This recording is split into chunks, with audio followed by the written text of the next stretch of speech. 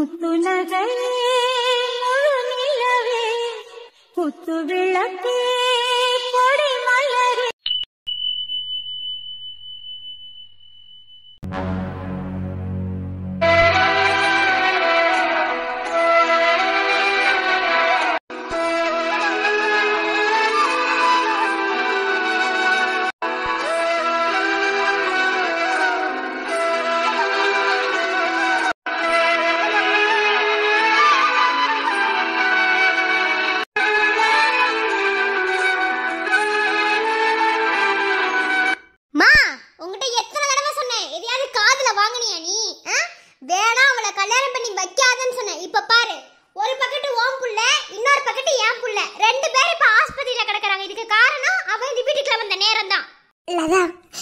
என்ன பிரச்சனை போய்கிட்டு இருக்கு? நீ எதை பத்தி பேசிக்கிட்டு இருக்க? இப்படி பிரச்சனை ஆனதுக்கு அவ என்ன பண்ணுவா? இப்ப எதுக்கு அந்த பொண்ணை திட்டிக்கிட்டு இருக்க? அடுத்து என்ன நடக்குதுன்னு பாப்போம். தயவு செஞ்சு அவளை எதுவும் திட்டாத. இப்படியே அவளுக்கு சப்போர்ட் பண்ணிக்கிட்டே இருங்க. என்ன பிரச்சனை எதனால வந்துச்சுன்னு எதையுமே காதுல வாங்கிடாதீங்க. ஏண்டி உனக்குலாம் அறிவுங்கிறதே இல்ல? நீ அப்பயே சொன்னே படிச்சு இவ வேண்டான்னு. அந்த ஆளு சொல்றான் மகாலட்சுமி லட்சணம் வீட்டுக்கு வந்தா அப்படி இப்படின்னு. சோசியக்காரனா அப்படிதான் சொல்லுவான். அவன் சொன்னா அப்படியே எல்லாத்தையும் நீங்க நடத்தி வச்சிருவீங்களா? பாருங்க, இதுதான் ரியாலிட்டி. என்ன, ஒரு பொண்ணு புதுசா கல்யாணம் ஆகி வீட்டுக்குள்ள வந்து இப்படிலாம் பிரச்சனை நடக்குதுன்னா அந்த பொண்ணு வந்த நேரம் சரியில்லைன்னு தான் அர்த்தம்.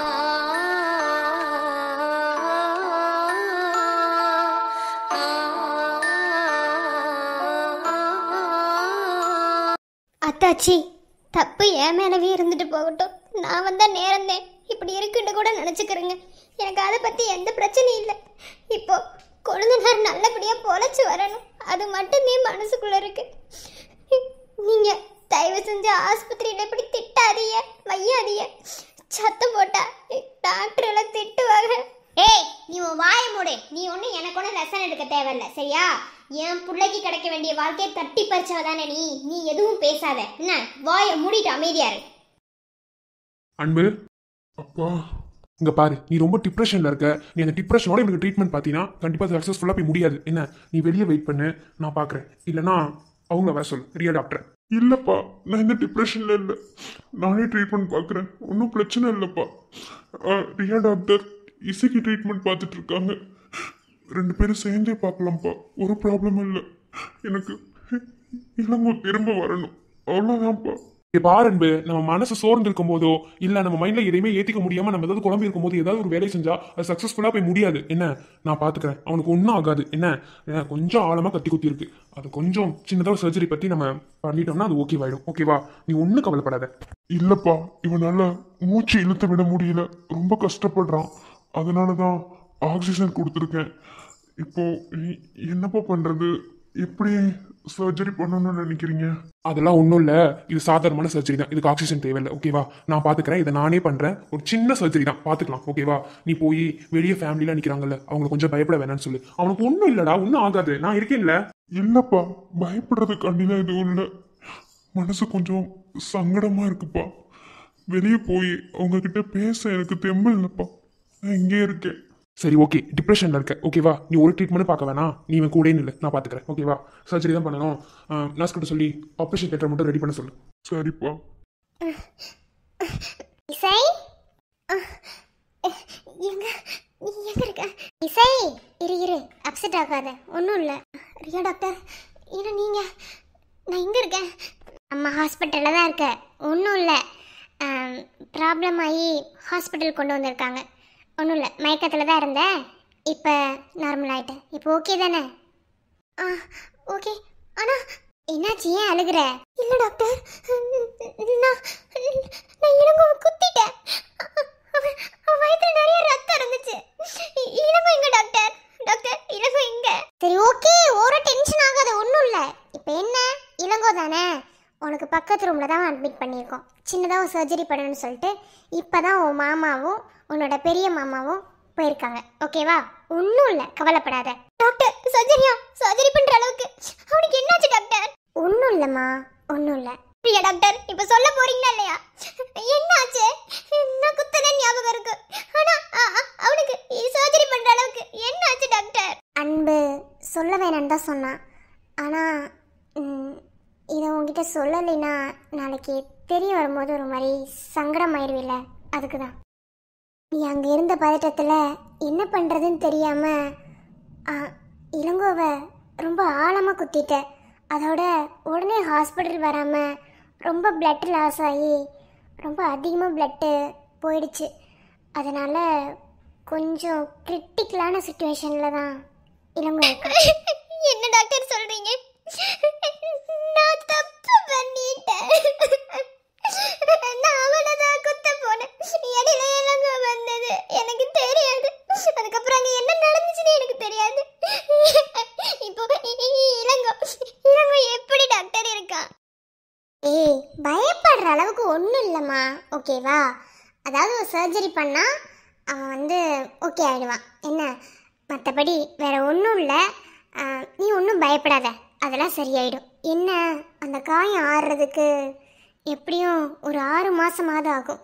அது வரைக்கும் அவனால் எழுந்து நார்மலாக நடக்க முடியாது. மற்றபடி வேற ஒன்றும் இல்லை, அவனுக்கு எல்லாம் சரியாயிடும். சரி, நான் உங்ககிட்ட கேட்கணும்னு நினச்சேன். பொண்ணு தானே நீ, ஒரு ஆம்பளை ஹோட்டலுக்கு வா அப்படின்னு கூப்பிட்டா போயிடுவியா? அவன் என்னதான் மிரட்டட்டுமே, எதிர்த்து நின்று அந்த பிரச்சனையை எப்படி சமாளிக்கணும்னு தான் பார்க்கணும். அவன் கூப்பிடுறான்னு போயிருக்க பார்த்தியா? எப்படி இசை, நீ ஒரு டாக்டர் படிச்சிருக்க அப்படிங்கிறத என்னால் ஏற்றுக்கவே முடியல.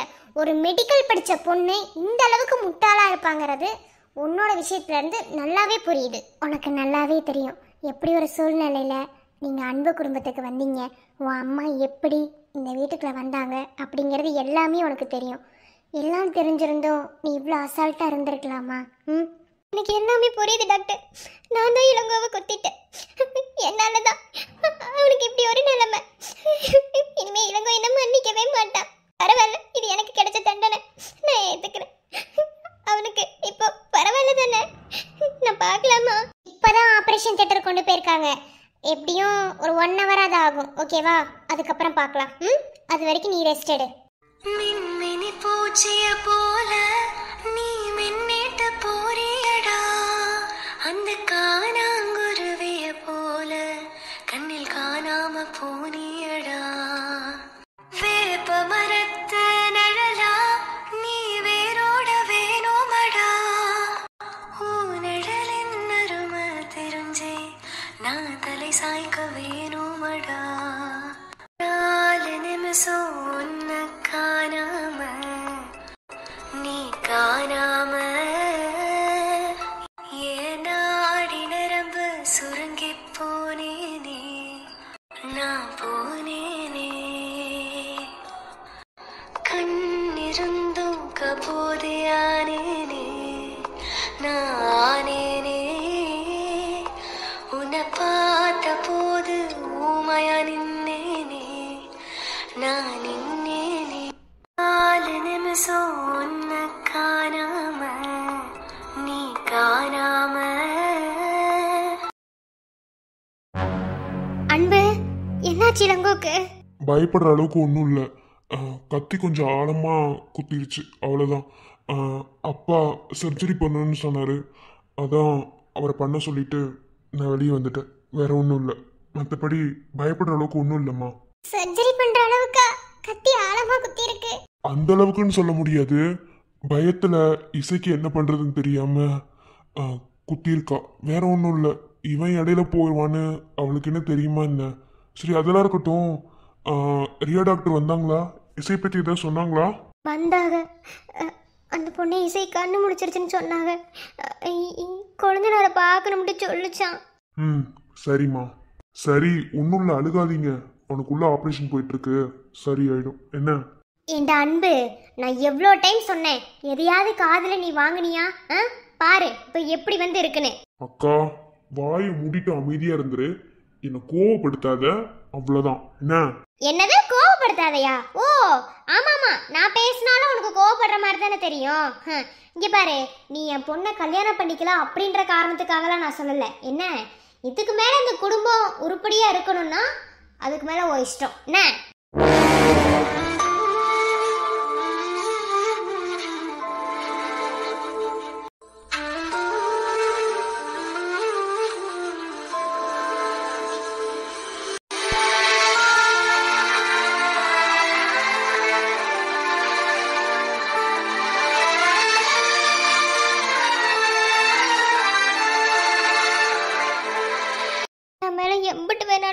விடுங்க, எம்பிட்டு வேணாலும் அடிச்சுக்கிறேங்க. நான் உங்களை எதுவுமே கேட்க மாட்டேன், எதுவுமே பேச மாட்டேன். ஏன்னா நான் உங்க பொண்டாட்டி.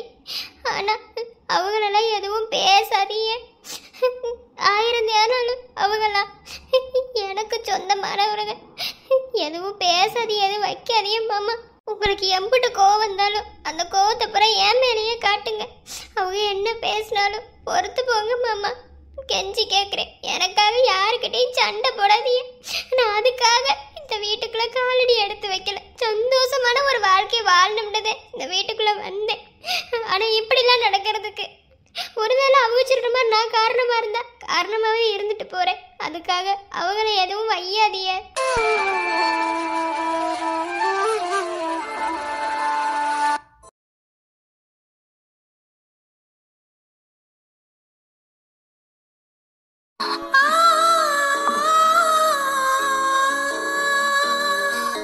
சொந்த பந்தண்டு சும்மா பேருக்கு சொல்லிக்கிட்டு அண்ணக்காவடி தானமா என் தங்கச்சி வீட்டுக்குள்ள காலடி எடுத்து வச்ச வடவன் பொண்டாட்டி. ஆனாத மாதிரி ஒரு வாழ்க்கையை வாழ்ந்துட்டு இருக்கிறவ.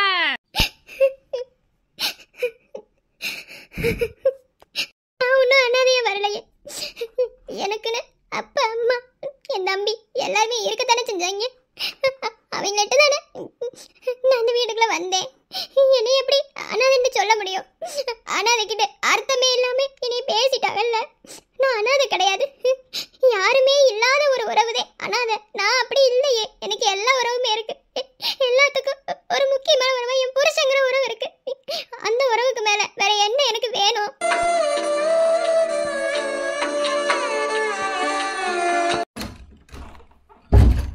வாடா நாத்தம் பிடிச்ச ஓடவில். என்ன மீனாச்சி போசக்கண்ட நாத்த பிடிச்ச ஓடையன்னு சொல்லிவிட்ட? என்ன அது ஒண்ணும் இல்ல புருஷர், உங்களுக்கு விளங்கல.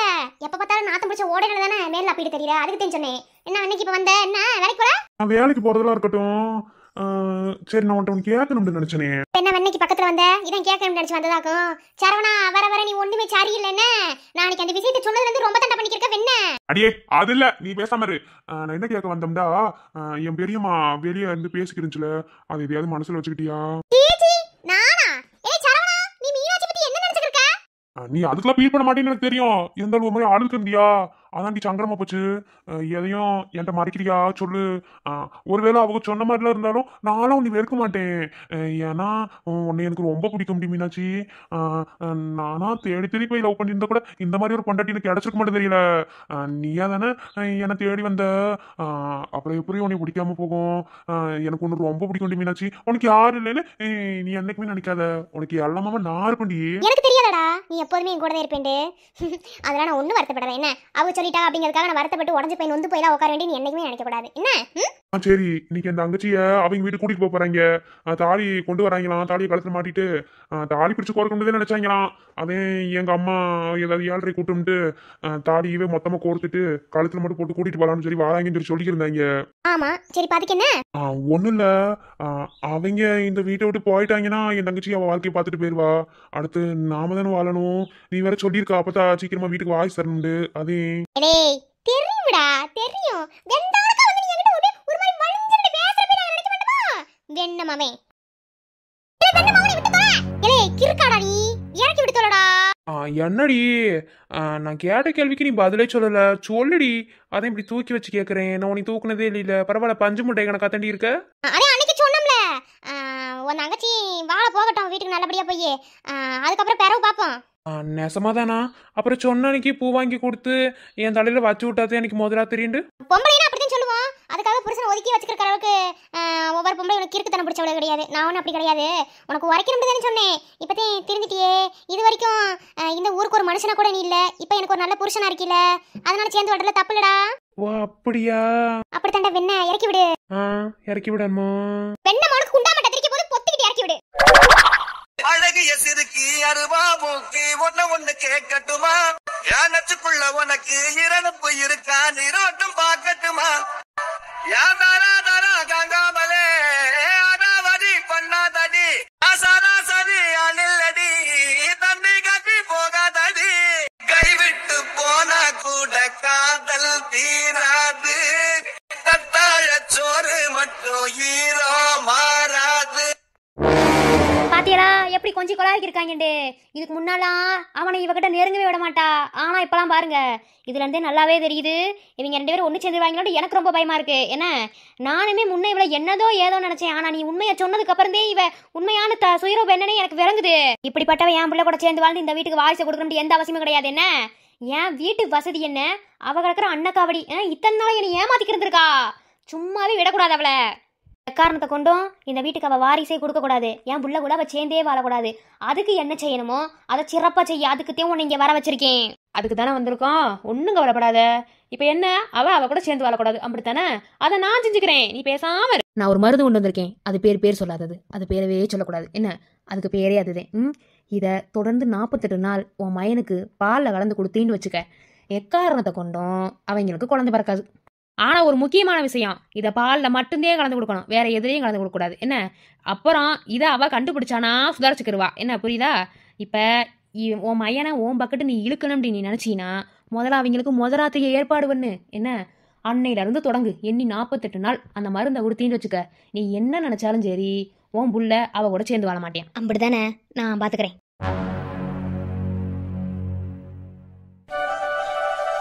எங்க காலையிலேயே கதிர் விறுவிறுப்பா கிளம்பிக்கிருக்கேன். எங்க கிளம்பிக்கிருக்கேன்? ஸ்டேஷனுக்கு லீவ் என்ன சொல்லிக்கிறீங்க?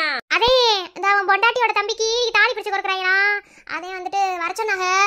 நம்மளும் இடத்த போய்கிட்டு குடும்பத்தோட எல்லாம் போனோம்னா 4 பேர் சேர்ற மாதிரி ஆகி போயிடும். அதனால இவனையும் அவன் பொண்டாட்டி மட்டும் போயிட்டு வர சொன்னேன். அதுக்கு தான் கிளம்பிக்கிருக்கேன். அப்படியாக்கும். சரி அதே 2 நாள் வீட்டிலே இல்லையே நான். அதுக்கு தான் என்ன எதுன்னு கேட்டேன். சரி கேட்கணும்னு நினைச்சேன். எப்படி புதுசா வந்த மருமக பேசுறாளா வைக்கிறாளா? எப்படி பேசுறாளாமா? சும்மா வாரி வரிஞ்சாடி சண்டைக்கு வருவாளே. அப்படி நல்ல வாய் நல்ல துட்டுக்கான பிள்ளையாட்டே இருக்கு. அப்படியாக்கா? நம்மத்தே 2 நாளா வீட்டில் இல்லையில, அதனால என்ன எதுன்னு தெரியல. சரி பேசுனா சரிதே. சரி எப்படி ஒத்துமையா இருக்காங்களா என்ன? ஆரம்பத்தில் எனக்கு தெரிஞ்சு கதிருக்கு அந்த பிள்ளை ஏற்ற மாதிரி எனக்கு தெரியல. இப்போ எப்படின்ட்டு எனக்கு தெரியல. அதுக்கு தான் கேட்குறேன். அதெல்லாம் அவங்க தனிப்பட்ட விஷயம். அதனால நாம தலையிட முடியுமா? அவங்களுக்கு பிடிச்சா சேர்ந்து வாழ்றாங்க வைக்கிறாங்க. அது நமக்கு தேவை கிடையாது. அவங்க அந்யோன்யமா தான் இருக்காங்க. ஐயோ அந்த அந்யோன்யத்துக்கு கோச்சல இருக்கு. இப்ப நினைச்சது வெக்கமாதே வருது. உங்களே வெக்கப்பட வச்சிட்டாங்களா? அப்ப சரி அந்யோன்யமா தான் இருக்காங்க வச்சுக்கிறோம். சூடு தண்ணியை குடிக்க எடுத்துட்டு வாங்கடானா பச்சை தண்ணியை வச்சிருக்காங்க. என்னத்த சொல்ல, போலீஸ்காரனுக்கு வந்து சோதனை இன்னைக்கு அடுப்படிக்கு வர வேண்டிய நிலைமை. சரி நாமளே சூடு தண்ணி வைப்போம். எப்ப பார்த்தாலும் வீட்டாளவே எதிர்பார்த்துக்கு இருந்தா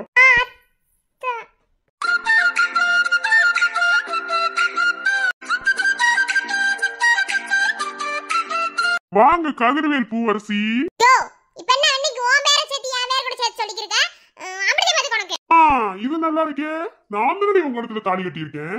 அப்ப என் பொண்டாட்டி தானே நீ. அப்ப என் பேரு பின்னாடி உன் பேரு தானே வரணும். அப்படித்தானே சொல்லி கூப்பிடணும். இல்ல ஓ சாரி மறந்து விட்டேன்டி. என் பூவரசி வாயடி பொண்டாட்டி. இப்ப சரிதானே? வெண்ண மாதிரி பேசிட்டு இருக்காத. ஆளு மண்டையும் பாரு. என் அம்மா வீட்டுக்கு போறது சொல்லிக்கிறதா இல்லையா? தள்ள விட்டு நான் அட்டை தேடி வந்தேன். எங்க அம்மா? இம்புட்டு நேரம் இதோ இந்த இடுப்புலதே உட்காந்துக்கு இருந்தாங்க. இப்பதே இறக்கி விட்டேன். நீ வரது செத்த நேரத்துக்கு முன்னாடியும் போனாங்க. கொஞ்ச நேரத்துக்கு முன்னாடி வந்திருந்தீங்கன்னா பாத்துக்கலாம்ல. யோ சீண்டி பாக்கணும்னு நினைக்காத. பூவரசி பத்தி உனக்கு தெரியாது.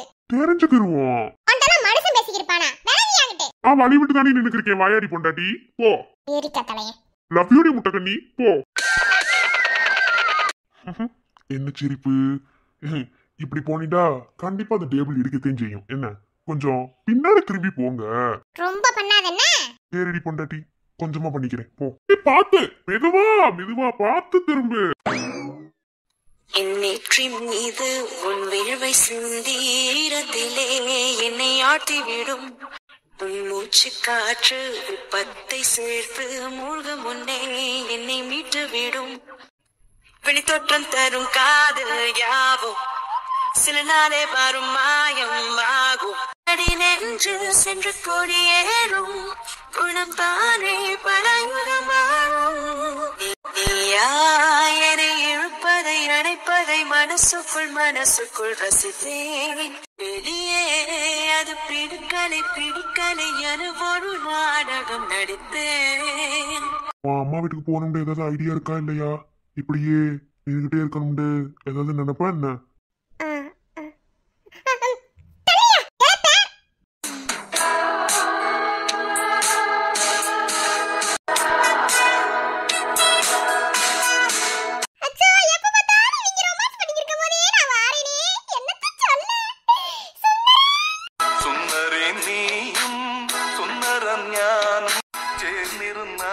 திருவோணம். என்ன பொண்டாட்டி எதுவுமே பேசாம போற? ஐயோ இப்ப என்ன எப்படி போற வழியை மறைச்சுட்டு என்ன இப்படி கட்டி பிடிச்சிட்டு உன் மனசுல நினைப்பு மனக்குள்ள கட்டிக்கிருக்காது என்ன என்ன பத்தி உனக்கு தெரியாது வந்துட்டியா பேரிக்க தரையா போயா ஆளும் நான் உன்னை கட்டி பிடிச்சது நீ ரசிக்கவே இல்லைன்னு சொல்லி பாப்போம். ஆமா இங்க கட்டிப்புடி வைத்தியம் நடந்துக்கிருக்கு உட்கார்ந்து ரசிச்சுட்டு இருக்கேன் வெண்ண போயா ஆளு மூஞ்சி பச்சைக்கு வந்து தர அம்மா வீட்டுக்கு போணும். கூடிய சீக்கிரத்திலேயே அதையும் நடத்த வேண்டிய இந்த கதிர் மாமா போ.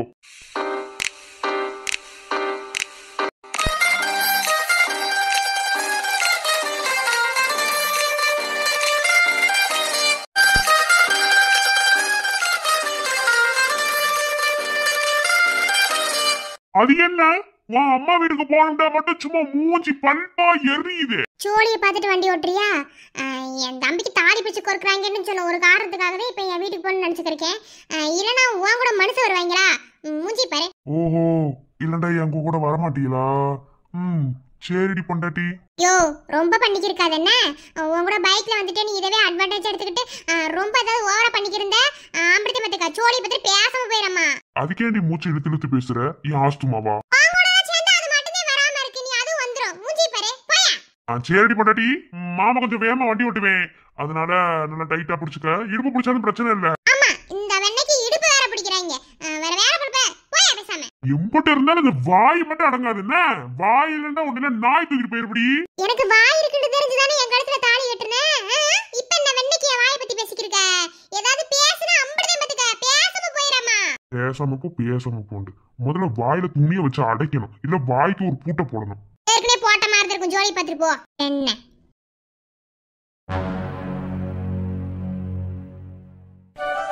என்னப்ல காலங்கத்துல வீட்டுக்குள்ள வந்திருக்க? என்ன ஒண்ணுமில்ல, என் மாமா என் அப்பத்தா எல்லாரும் இப்பத்தே அங்க இவங்க மல்லிகா வீட்டுக்கு போயிருக்காங்க.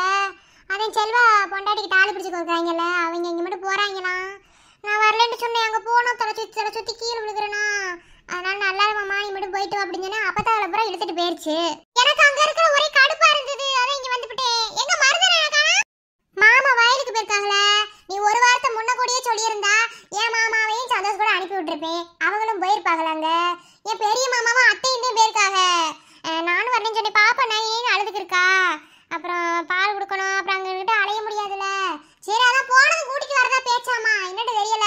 அதான் சரி நீங்க போயிட்டு வாங்க நான் பாத்துக்கிறேன் அப்படின்னு சொல்லி சொன்னேன். எனக்கு என்ன தெரியும் நீயும் கூட போயிருப்பேன்னு நினைச்சேன், ஆனா நீ இருப்பேன் நான் நினைக்கவே இல்லை. சரி அதெல்லாம் இருக்கட்டும், பாப்பாக்கு எப்ப பேர் வைக்கிறதா பேச்சு? முன்ன கூடிய நானும் அத்தாச்சி அண்ணன் எல்லாரும் பேசிட்டே இருந்தோம். மல்லியா கல்யாணம் வரவும் சரி மல்லியா கல்யாணம் முடிஞ்சதுக்கு அப்புறம் எதுவும் எல்லாத்தையும் கூப்பிட்டு வச்சு வைக்கலாம் அப்படின்னு சொல்லி பேசிக்கிட்டு இருந்தாங்க. குலதெய்வ கோயில தான் வைக்கிற மாதிரி முடிவு வச்சிருக்கோம். என்ன ஏதுன்னு ஒன்றும் விளங்கல. குலதெய்வ கோயிலா இல்லை நம்ம வீடா என்ன ஒண்ணுமே புரியல. அவங்க முடிவு பண்றதே வைக்கப்போம். மெதுவா பேர்லாம் செலக்ட் பண்ணிட்டீரா என்ன? மாமா என்ன சொல்றாங்களோ அதை பொறுத்துதான் இருக்கு. எதையாவது பேரை வைப்போம். இவருக்கு நட்சத்திரத்துக்கு என்ன பேர் அமையுதோ அதுபடியே வைப்போம். வேற என்ன?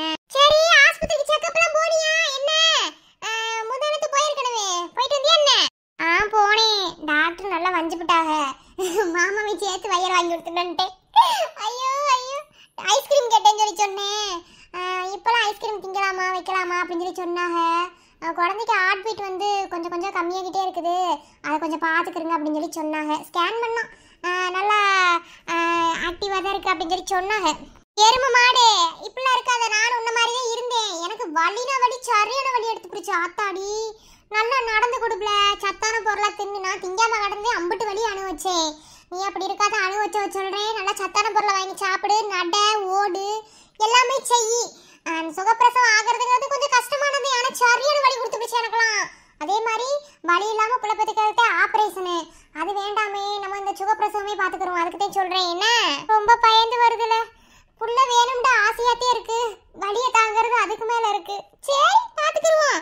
என்னதே ஆனாலும் வலியை தாங்கி தானே புள்ள பெற்றுக்கிறணும். இந்த மேடம் என்னவா ஒரு மாதிரி பல்ல காமிச்சிருக்காங்களே.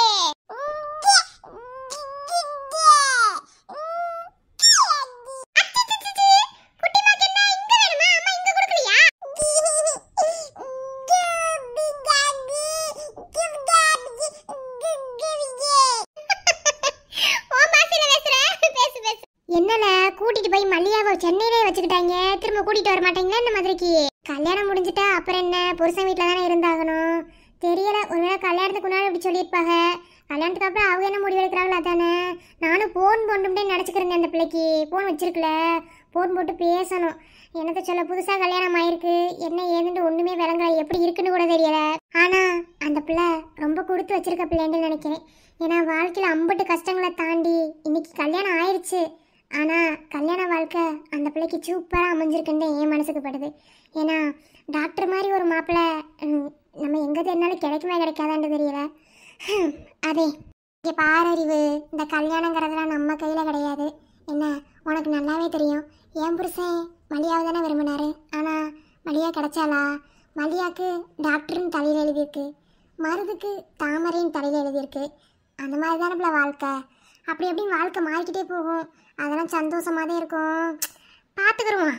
கல்யாணம் ஆகிட்டா என்னைக்கு நம்ம சந்தோஷத்தை விட்டு கொடுத்து நம்ம வாழ முடியும் நீ நினைக்கிற? அப்படிலாம் கிடையாது. சந்தோஷமாக இருக்க வேண்டிய நேரத்தில் சந்தோஷமாக இருக்கணும், சோகமாக இருக்க வேண்டிய நேரத்தில் சோகமாக இருந்ததே ஆகணும். கல்யாணம் ஆகிட்டா நமக்கான நம்ம வாழ்க்கையை வாழ முடியாது. இந்த பாரு, ஒரு வருஷத்தில் ஒரு பிள்ளையை பார்த்துட்டேன், இனி இதுக்காக தானே வாழ்ந்தாகணும். அந்த மாதிரி. ஆனால் எனக்கு என் வாழ்க்கையில் குறைச்சிருன்னு சொல்லவே மாட்டேன் நான். என் புருஷன் என்னை ராணி மாதிரியும் பார்த்துக்கிறாரு. அதே மாதிரிதே ஒவ்வொருத்தவங்களுக்கு அமையிற வாழ்க்கையை பொறுத்துதே. அதெல்லாம் அந்த பிள்ளை சந்தோஷமாக இருக்கும். நாளைக்கு என் வாழ்க்கை இப்படித்தானே போகும். என்னத்த சொல்ல. சரி விடு விடு, பார்த்துக்கிடுவோம்.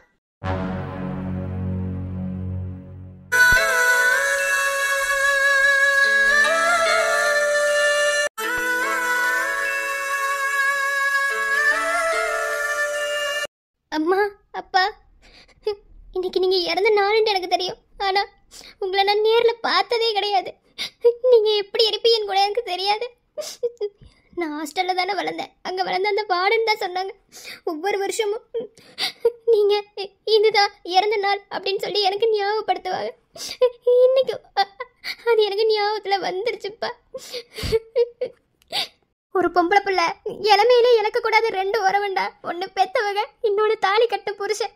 இது ரெண்டையும் இழந்துட்டா அந்த பொண்ணு அந்த வாழ்க்கையை வாழ்றதுக்கே அர்த்தம் இல்லாம போயிடும். எனக்கு முதல்ல கிடைச்ச என் பொக்கிசமா இருந்தவங்க ரெண்டு பேத்தையுமே இழந்துட்டேன்.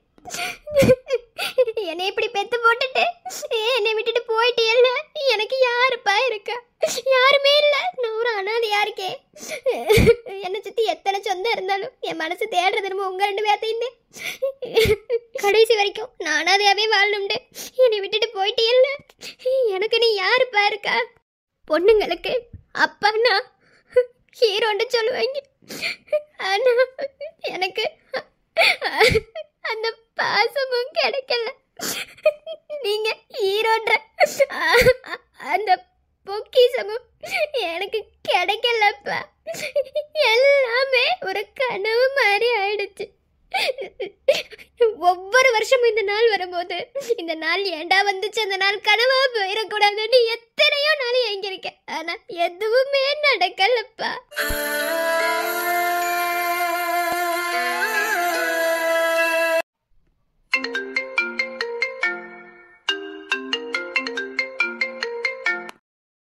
ஹலோ,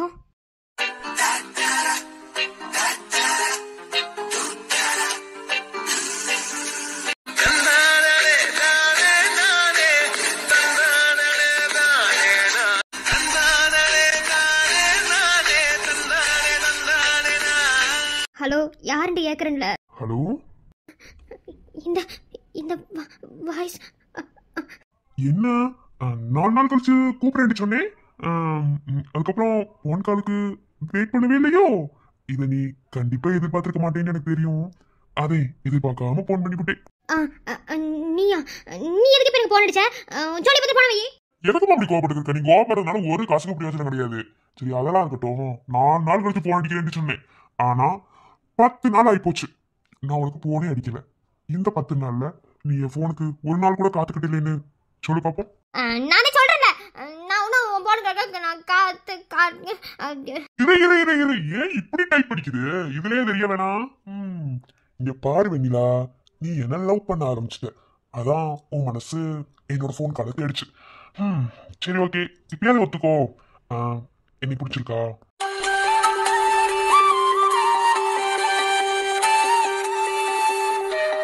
என்ன பதிலவே காணும்? நான் வேறவு போன் அடிக்கிறேன், கொஞ்சம் வைக்கிறியா? எதுக்கு சொல்றேன்னு தெரியுது. இன்னைக்கு உன் அப்பா அம்மா இறந்த நாள். உன் அப்பா அம்மா நீ நேரில் கூட பார்த்துருக்க மாட்டேன். அதை நினைச்சு வருத்தப்பட்டு இருக்க அதானே? இங்க பாரு வெண்ணிலா, உங்ககிட்ட முன்னே சொன்ன மாதிரி தான். உனக்கு அப்பாவா அம்மாவா எல்லாமே நான் இருக்கும்போது நீ என்ன வேணி கிளம்பி இருக்க? இதை விட உங்ககிட்ட எப்படி நான் கேட்கறதுன்னு எனக்கு தெரியல. என்னைய பிடிச்சிருக்கா இல்லையா? 6 மணி நேரம் கழிச்சு உனக்கு நான் திரும்ப அடிக்கிறேன். இப்போ போனவை காத்துக்கு இருப்பேன்.